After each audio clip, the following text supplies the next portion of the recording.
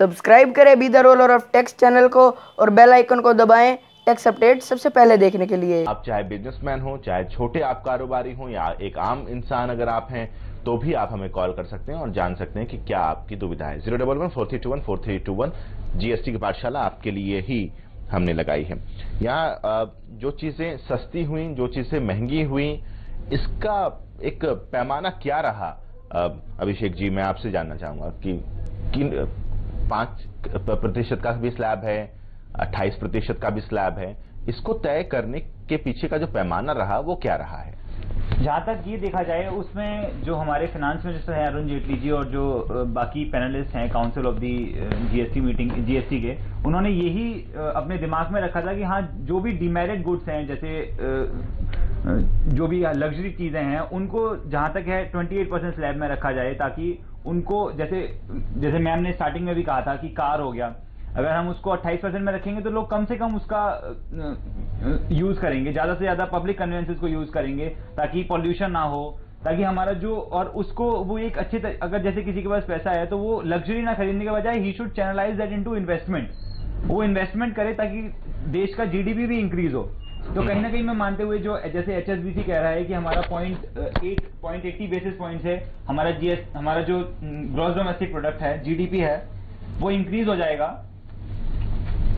जी हाँ, तो ऐसे में एक सवाल मैं शानू अग्रवाल जी आपसे भी जानना चाहता हूं कि कारों की जब बात सामने आती है तो अभी तक छोटे कारों को लेकर के तय नहीं हुआ है कि छोटे कारों का प्राइस जो है वो किस स्लैब में जाएगा।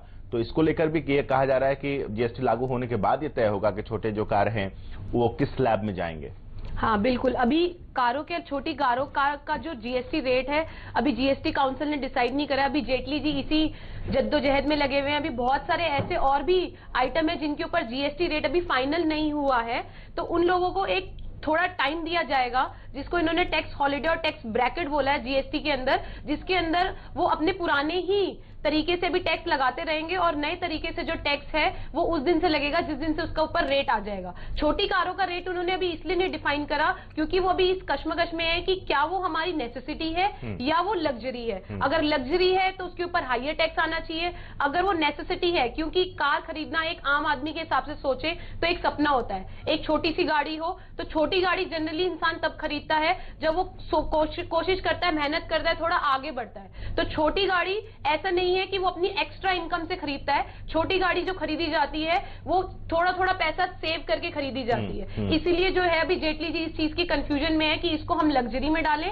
या इसको हम नेसेसिटी में डालें। अगर हम इसको नेसेसिटी में डालते हैं तो जो बड़ी गाड़ी वाले हैं, जो शोरूम वाले हैं, वो इसके ऊपर क्वेश्चन उठा सकते हैं कि क्यों हमारी बड़ी गाड़ियां ही सिर्फ 28% के टैक्स में गई। अगर वो छोटी गाड़ी को 28% के टैक्स में डालते हैं तो इसका मतलब जो छोटे लोग हैं, जो आम इंसान है, जो एक छोटी गाड़ी खरीदने की सोचता है, तो उसके सपनों की यहाँ पर रोक लग सकती है। इसलिए अभी कुछ ऐसी चीजें हैं जिनके ऊपर कश्मकश अभी भी बना हुआ है। जी, तो ऐसे में वैभव जी, अगर छोटी कारों की ही अगर हम बात करें, अगर हम भी अगर सोचते हैं छोटी कारों के बारे में, तो हम भी ये चाहते हैं कि वो 28 के स्लैब में तो एटलीस्ट ना जाए, वो 18 वाले स्लैब में ही रह जाए तो ज्यादा बेहतर है। तो क्योंकि हिंदुस्तान की जो मैक्सिमम आबादी है उसके पास अगर कार है तो वो छोटी कारें ही हैं। जो लग्जरी कार BMW की बात कर ले वो बहुत कम ही घरों में आपको नजर आएंगे। या आई एग्री विद दिस कि छोटी कार हो चाहे बड़ी कार हो, जो लग्जरियस कार हो, it may gone up to 28%, लेकिन अगर कोई छोटी कार है, वैगनार है, ऑल्टो है या होंडा सिटी है, it will be minimized maximize up to 18%, because हर किसी की, जैसे शानू मैम ने कहा, it is very necessary for every household to have a car, and हर एक की इच्छा होती है। तो इट्स बेटर कि we have a minimum rate of GST over that instead of getting higher rate of 28%।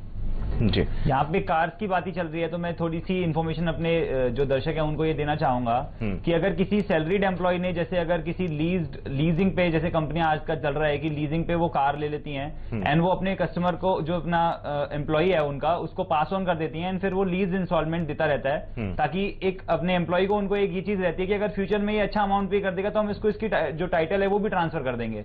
तो उस केस में एक कस्टमर को थोड़ा सा, जो एम्प्लॉय है जो ऑर्गेनाइजेशन का, उसको थोड़ी सी मार पड़ी है कि जो उसकी लीजिंग की जो इंस्टॉलमेंट थी वो कहीं ना कहीं ज्यादा हो गई है, क्योंकि अगर किसी ने लेट सपोज कोई हुंडई क्रेटा कार अगर ली थी तो उसकी EMI 6 से 7,000 बढ़ गई है, क्योंकि कार्स पे अब 28% रेट हो गया है, जो कि पहले EMI पे उसका सर्विस टैक्स लगा करता था, अब वो 28% हो गया है। तो पहले 15 से लेके 28 हो गया है, तो इसके चलते उसकी जो EMI है, कहीं ना कहीं ये वजन एक छोटा सा मार जहां झेलनी पड़ी है एम्प्लॉइज को, वो ये है कि due to this 28% slab bracket, क्योंकि वहां पे ये डिस्कस करा गया है कि अगर लीजिंग पे जो कार ऑन लीज अगर दी हुई है तो उसके ऊपर जो रेट लगेगा वो लाइक आइटम्स पे जो रेट लगेगा, यानी कि लाइक आइटम यानी कि सेल ऑफ कार, और सेल ऑफ कार पे 28% है।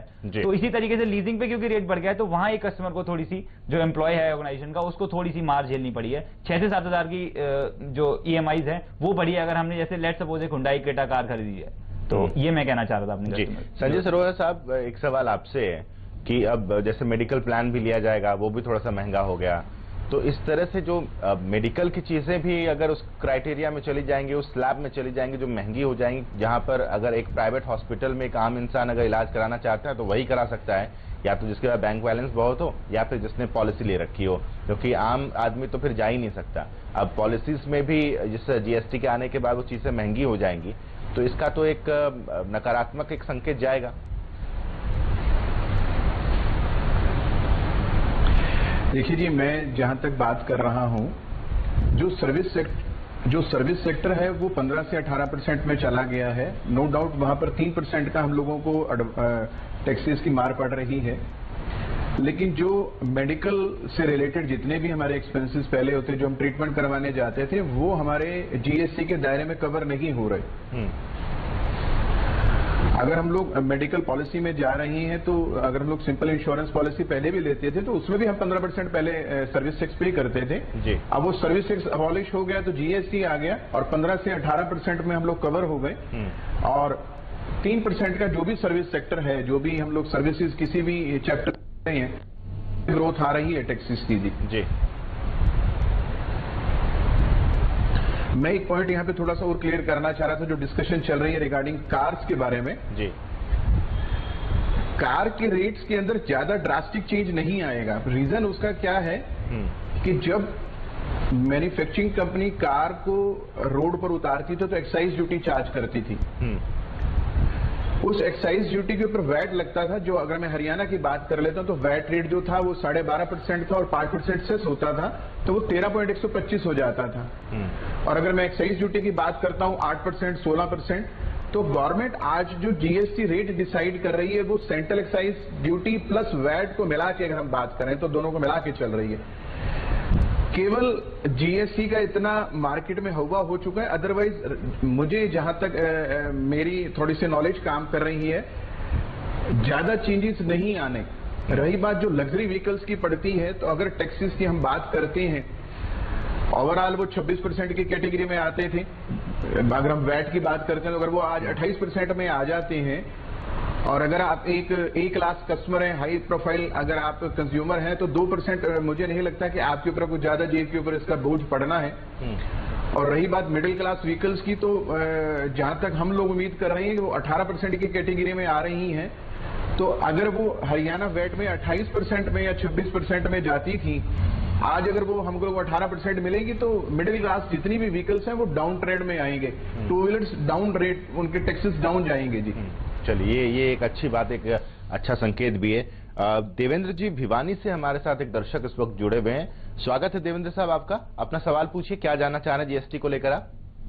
अभी आर्थिक जी, अभी से ये पूछा जाए जी, कारों पे GST लगे, ट्रैक्टर पे क्यों लगाई जी? ट्रैक्टर पर जो GST है उसके बारे में जानना चाह रहे हैं अभिषेक जी। अभिषेक जी, हेलो जी।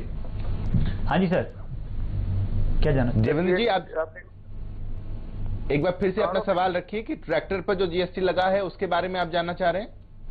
हाँ जी, ठीक है। ट्रैक्टर के बारे में इनका एक सवाल है कि किसानों की तो बात हुई कि किसानी ऊपर किसी तरह का कोई GST नहीं लगाया जाएगा, लेकिन जो किसान इस्तेमाल कर रहा है ट्रैक्टर, आप उस पर आप GST लगा रहे हैं, उसको उसमें शामिल कर रहे हैं, जिसकी वजह से किसानों को परेशानी हो रही है। इस सवाल का जवाब जरा संजय सरेजा साहब आपसे ले लेते हैं कि ट्रैक्टर पर जो GST लग रहा है, जो GST के स्लैब में जो ट्रैक्टर शामिल किया गया। सर ट्रैक्टर पे पहले भी वैट लगता था, आज कोई जीएसटी नहीं चीज नहीं। जी, आप केवल एक कंसेप्ट को समझिए कि एक्साइज ड्यूटी अबॉलिश हुई, वैट अबॉलिश हुआ और उन दोनों टैक्सेस को मिला के जीएसटी बना दिया गया। तो क्या ये संजय सरेजा साहब, क्या ये कहा जा सकता है कि ऐसी कोई भी चीज उसको इंक्लूड नहीं किया गया है जो टैक्स से परे रही हो, अतीत में रही हो, उसको शामिल कर लिया गया, ऐसा नहीं है? सर मैं वही चीज सर केवल कंसेप्ट को समझने की बात है जी। आप इस चीज को समझिए कि जो टैक्सेस पे टैक्सेस लगते थे हर स्टेज के ऊपर, जब जब वो प्रोडक्ट 3-4 स्टेजेस से गुजरता था, पहले मैन्युफैक्चरिंग कंपनी होती थी, फिर डीलर्स आते थे, फिर सब डीलर्स आते थे, फिर कंज्यूमर्स आते थे, तो हर स्टेज के ऊपर टैक्सेस पे टैक्सेस लगते जाते थे। गवर्नमेंट ने जब ये देखा कि टैक्सेस पे टैक्सेस आ रहे हैं, तो ये कंसेप्ट जो उन्होंने ब्राजील और कनाडा से अडॉप्ट किया है, जो ड्यूल कॉन्करेंट मॉडल है ये हमारा, कि जिसमें हम सीजीएसटी सेंट्रल गवर्नमेंट के टैक्सेस और एसजीएसटी स्टेट गवर्नमेंट के टैक्सेस इकट्ठे ले रहे हैं। 22 एक्ट खत्म करके केवल एक हमारा ये एक्ट बना दिया गया, it is GST goods and service tax. इसमें सर्विस टैक्स भी इंक्लूड हो गया, इसमें लग्जरी टैक्स भी इंक्लूड हो गया, इसमें वैट भी आ गया, इसमें एंटरटेनमेंट भी आ गया, इसमें चुंगी कर भी आ गया। Lot of taxes are merge in GST. कोई चेंजेस, मुझे ऐसा नहीं लगता कि ड्रास्टिक चेंजेस होने जा रहे हैं। स्टिल हमें सिस्टम को अडॉप्ट करना सीखना पड़ेगा, एक बार जो उसकी फॉर्मेलिटीज है उसको फॉलो करना पड़ेगा। इन माई व्यूज फ्यूचर में आपके सारे गुड्स के रेट्स डाउन होंगे जी।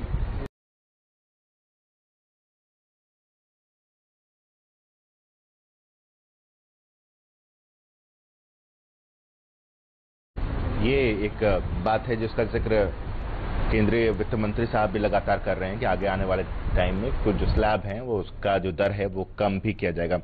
शानू जी, एक सवाल मेरा आपसे है कि जिस तरीके से ये बातें सामने आई हैं, हम कुल मिलाकर हर एक गुड्स की अगर हम बात करें तो उसमें मैक्सिमम टैक्स जो इंक्रीज हुआ है वो अगर हम लोग समझा पाए अपने दर्शकों को कितना हाई जा रहा है, कितना लो आ रहा है। और उसके साथ साथ मैं आप दर्शकों को एक बार फिर से बता दूं कि अगर आपके जहन में कोई भी सवाल है तो आप हमें 011-4321-4321 पर कॉल कीजिए और अपने जो भी शंका आपको है जीएसटी को लेकर आप उसका समाधान हासिल कर सकते हैं। शानू जी, सवाल यही आपसे कि मैक्सिमम किस चीज पर आप देख रहे हैं कि जो सबसे ज्यादा टैक्स बढ़ रहा है?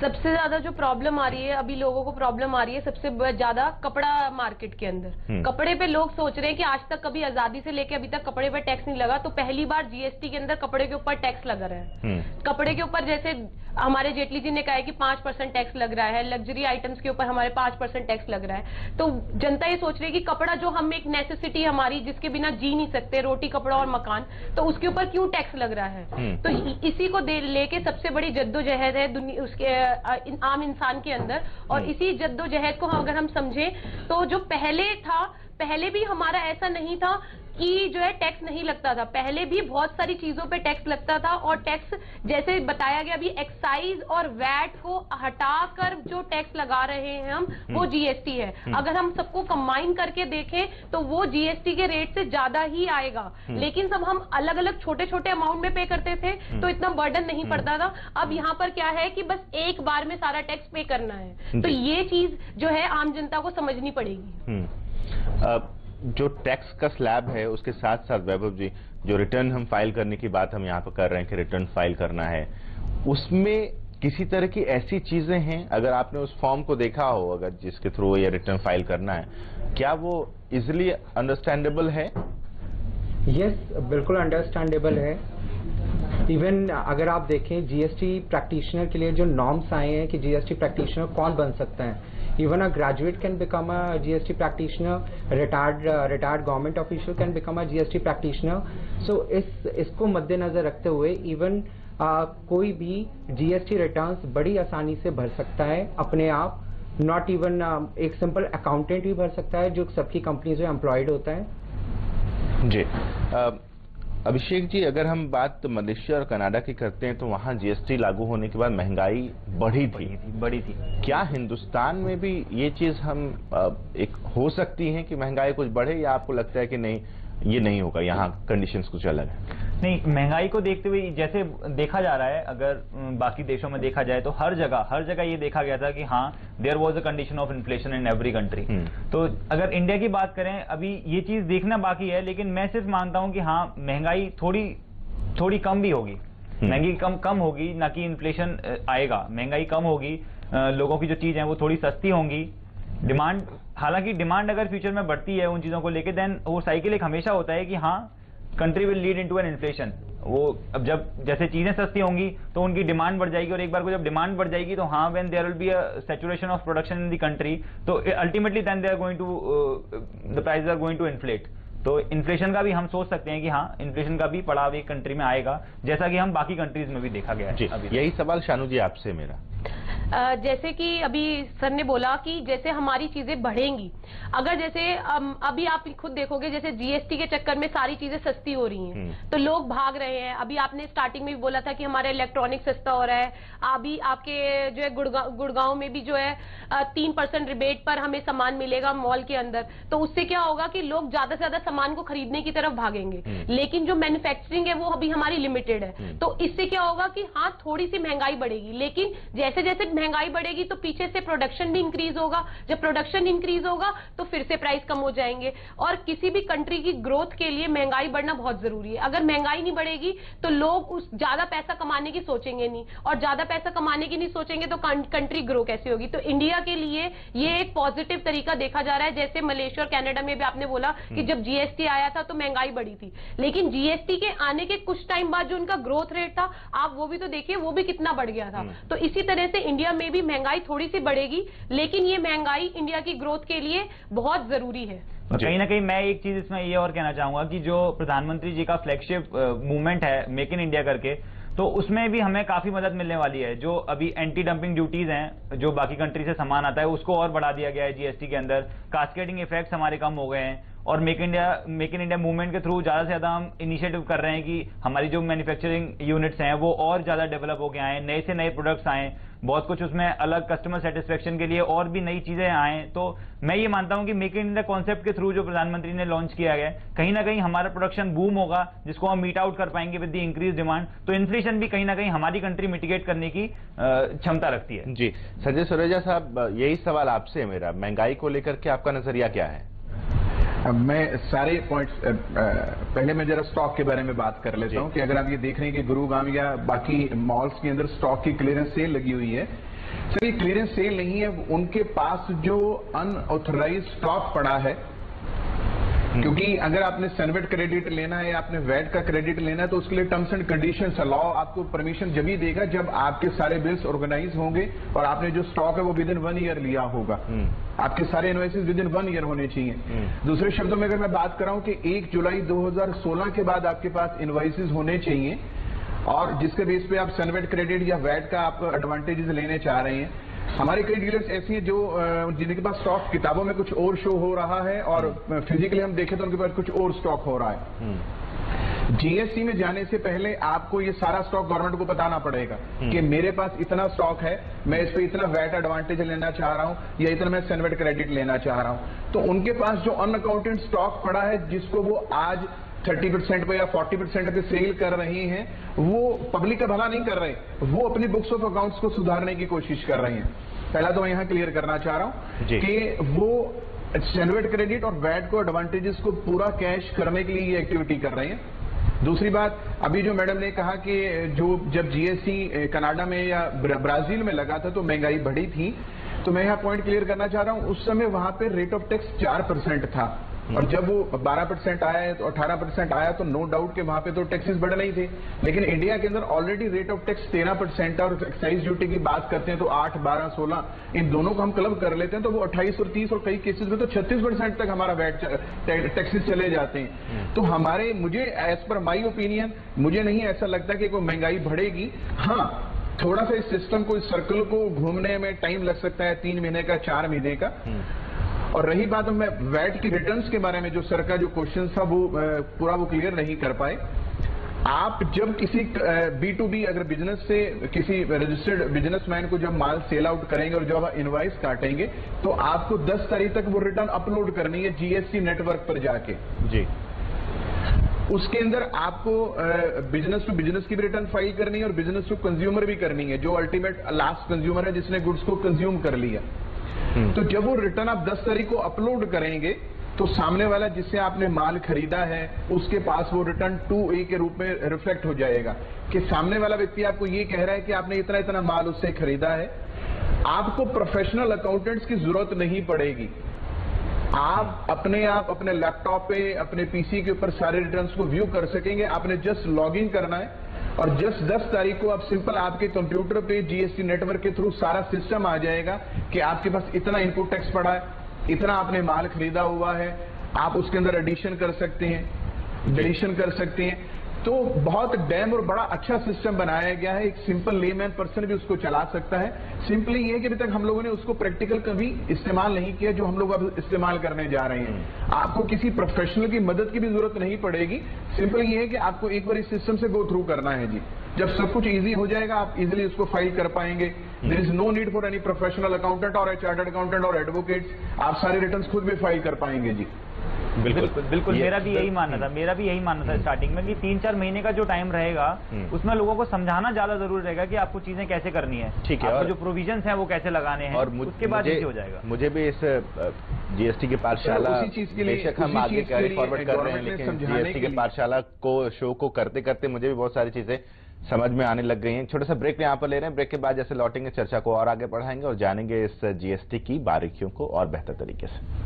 देखिए, जिस रिटर्न फाइल की हम लोग अभी बात कर रहे थे और जिस पर संजय सरेजा साहब ने भी इस बात का जिक्र किया कि अब आपको किसी भी आप अपने कंप्यूटर पर, अपने लैपटॉप पर रिटर्न फाइल कर सकते हैं, बहुत आसान होगा। तो एक बात जो हम लगातार कह रहे हैं कि क्या एक कम्युनिकेशन गैप रह गया सरकार और आम लोगों के बीच में, जिसकी वजह से जीएसटी को लेकर जो पशुपेश की स्थिति है पूरे हिंदुस्तान में वो। लेकिन हरियाणा के वित्त मंत्री कैप्टन अभिमन्यु क्या कहते हैं जीएसटी को लेकर, सुनिए जरा आप। 1 जुलाई से पूरे देश भर में जीएसटी लागू होने जा रहा है। 1 दशक से अधिक के प्रयास के बाद दुनिया के सबसे बड़े लोकतंत्र में और दुनिया की दूसरी नंबर की सबसे बड़ी आबादी वाले देश में एक राष्ट्र, एक बाजार, एक कर के सिद्धांत वाला जीएसटी की कर व्यवस्था को लागू करने का भागीरथ काम संपन्न होने जा रहा है। और मुझे खुशी है कि इस पूरी प्रक्रिया में देश के तमाम राजनीतिक दल और देश के केंद्र सरकार के साथ साथ सभी राज्य या यूनियन टेरिटरीज ने मिलकर के इस जीएसटी को लागू करने का फैसला किया।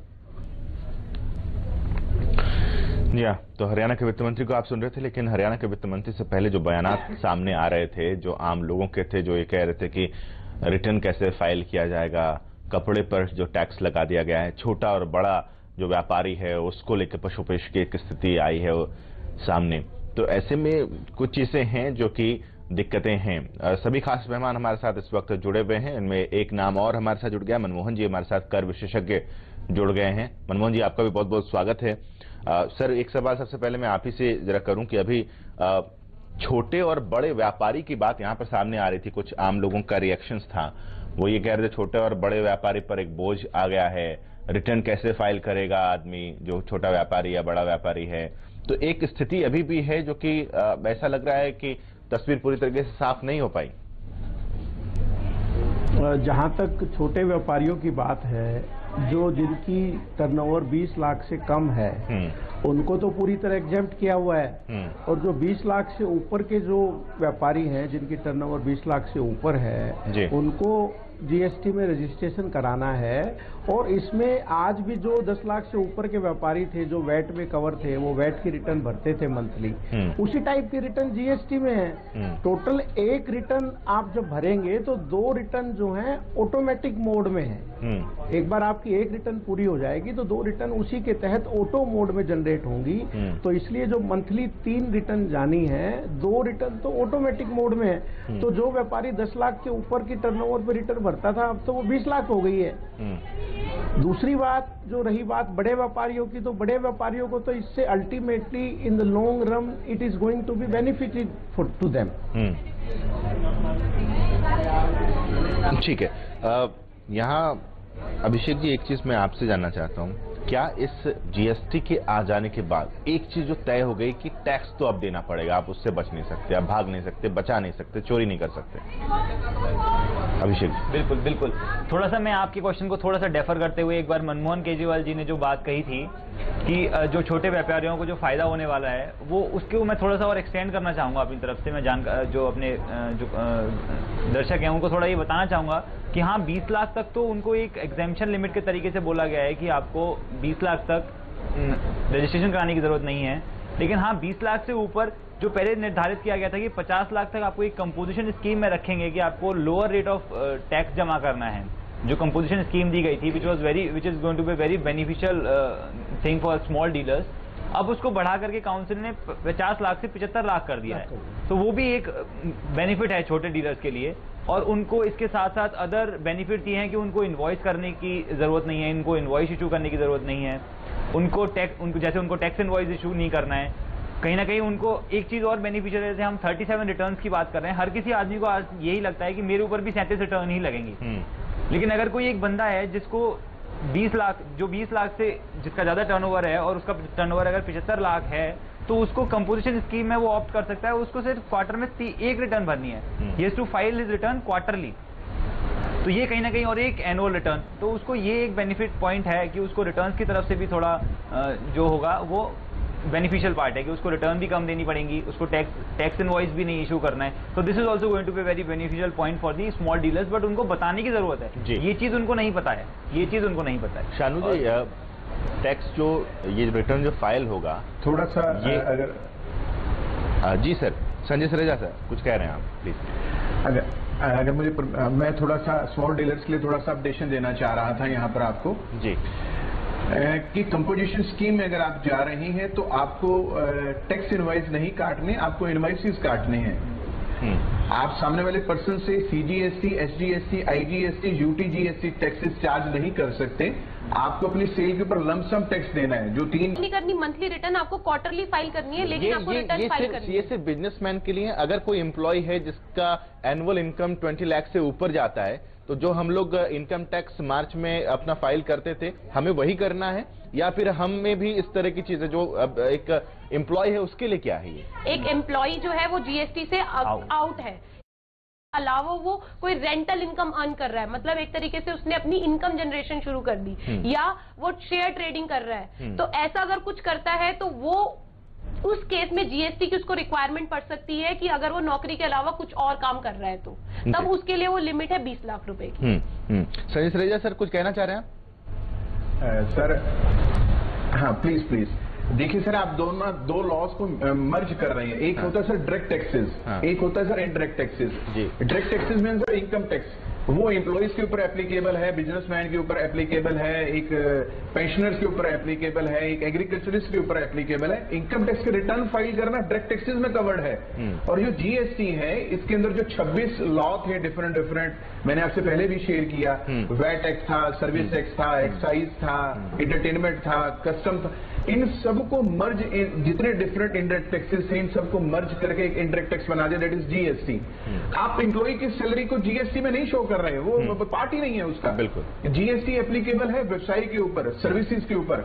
एक चार्टर्ड अकाउंटेंट अगर कोई सर्विसेज दे रहा है, या आप सिनेमा हॉल में पिक्चर देखने जा रहे हैं तो सिनेमा हॉल आपको सर्विसेज दे रहा है, आपको एक अच्छा डेकोरम दे रहा है। आप अपने कपड़े ड्राई क्लीन करवाने जा रहे हैं, वो आपको सर्विसेज दे रहा है। आप किसी सर्विसेज प्रोफेशनल लोगों से लेने जा रहे हैं, आर्किटेक्ट से लेने जा रहे हैं।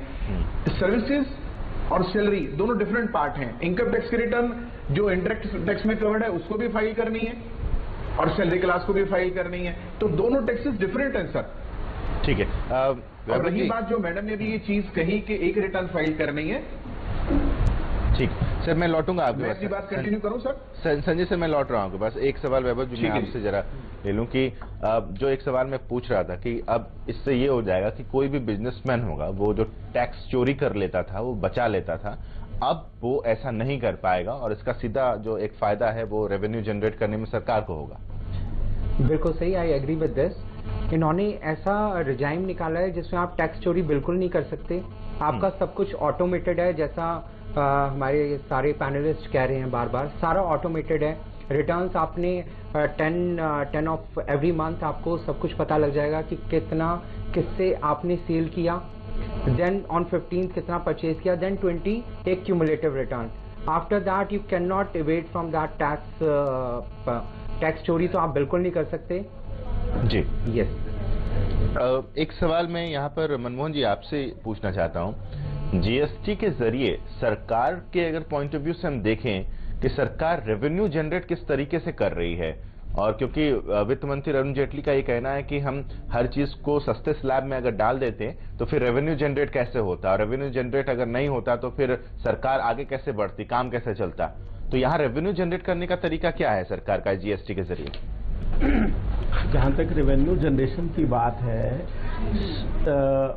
जो बैलेंसिंग सरकार को करनी पड़ती है bye adopting different rates of tax. अभी आप जीएसटी में देखेंगे हमारे सिर्फ 5 टैक्स स्लैब्स हैं, 0%, 5%, 12%, 18% और 28%, जो कि पहले हम देखेंगे कि एक्साइज में, कस्टम में, वैट में, सर्विस टैक्स में there were so many rates and there was so much ambiguity. By adopting these only 5 rates, GST के माध्यम से जो एम्बिग्विटी है वो खत्म कर दी जाएगी। दूसरा, कुछ रेटों में थोड़ी बढ़ोतरी होगी, कुछ रेटों में थोड़ी घटत होएगी, तो कुछ चीजें महंगी होंगी, कुछ चीजें सस्ती होंगी, इसमें कोई दो राय नहीं है।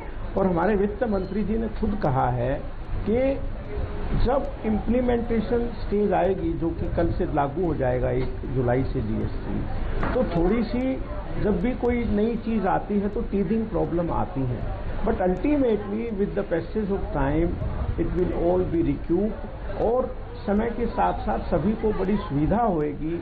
जब आपको एक बार हमारे यहाँ एमसीए में जो है सब कुछ ऑनलाइन हुआ था, तब भी बड़ी ह्यू एंड क्राई मची थी, बट समय के साथ सब चीजें रिजोल्व हो जाएंगी, और ultimately GST is going to create lot of opportunities for the businessman because of the automation, और गवर्नमेंट का भी इससे रेवेन्यू बढ़ेगा।